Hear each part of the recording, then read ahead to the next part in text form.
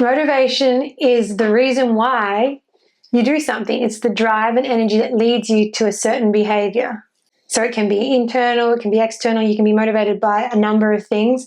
But it's basically the source of life. We have to have motivation to do anything, to get out of bed, to eat, to drink, to move, to go to work. Motivation is that driving force that leads to action. So would you say it's always important to have goals, so something to aspire towards, something to work towards?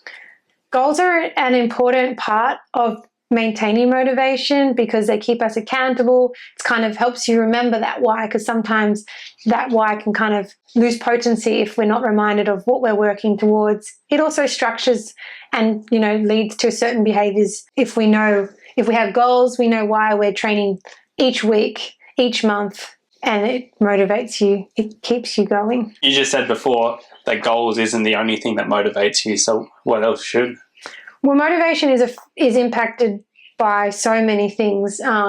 Goals keep you accountable and help you stay motivated, but so does healthy routine, sleep, periods of rest. If we're just, if you keep training, motivation's gonna get lower.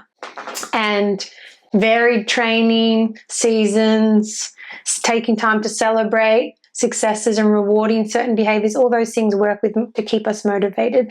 Motivation is complicated and it gets drained from different things and recharged from different things. And so working out what's draining it and what's recharging it is important. How would you go about finding out what increases, like what charges the motivation? Well, what motivates you? What charges you up? What makes you feel good? Is it Strava segments? Is it seeing the green light on today's plan? When you get the greens, does that feel good? Yeah, mainly just winning. Winning. So exactly, that's one thing. Winning is super motivating. Yeah.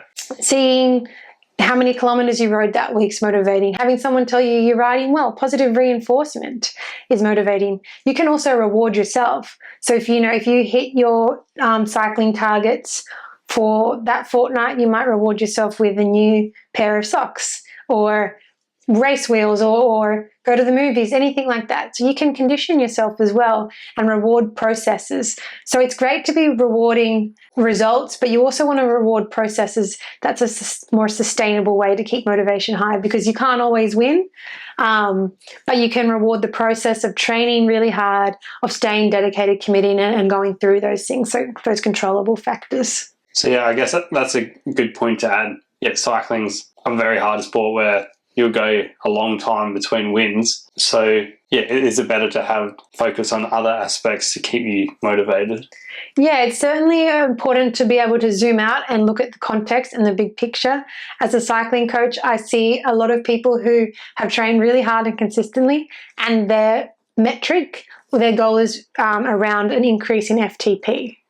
And when that's not met, it's very disappointing and motivation is lost because they think, well, I gave up so much to be here and to do this and I trained really hard and it was for nothing. And so that's the kind of mindset we need to challenge, and that's why we need to have other goals and reward other behaviors because it's not always going to translate. But the process of getting up and going through that routine and enjoying learning pedaling efficiency, learning how to climb better and how to energize yourself better and having more energy after sessions. There's so much that happens that isn't always captured in these external sort of metrics. And so it's important to reward the processes along the way. So having process goals is better than end result goals?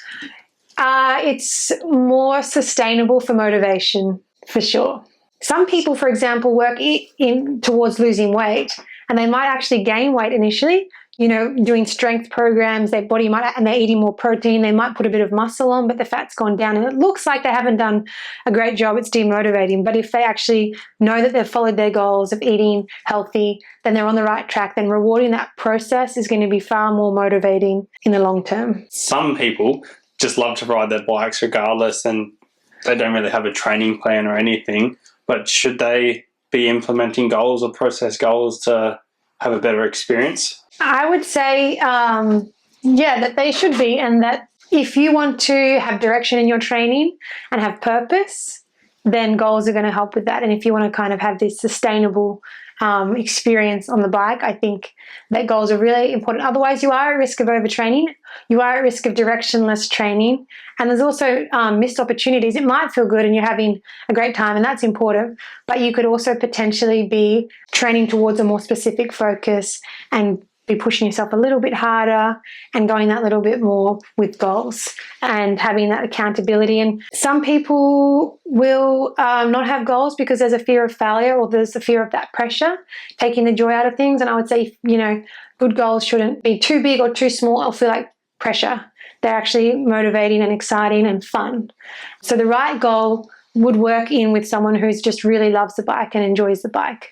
The right kind of goals will be motivating and exciting and make them want to enjoy riding even more, I would say. So would you say motivation gives purpose to training? Motivation gets you training. Goals give purpose to training. Motivation is the why. It drives me to train. Cycling is a brilliant sport, but it's hard. You're in a really uncomfortable small seat for a long amount of time in a position that is extremely unnatural. So it does take grit, and you want to know why.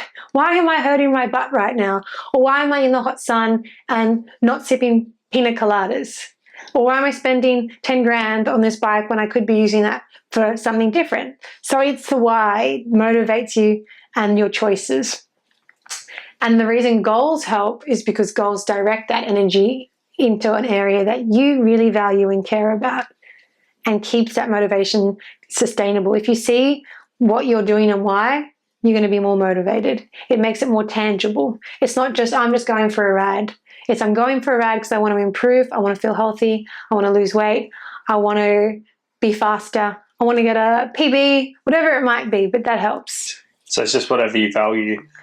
A good goal should be based on your value system. Otherwise, it's trivial and meaningless. I mean, I think some people set goals because they think that they should have goals, but they're not meaningful to them. So working with someone to work out what your goals are, which are different to mine, and what motivates you is different to what motivates me.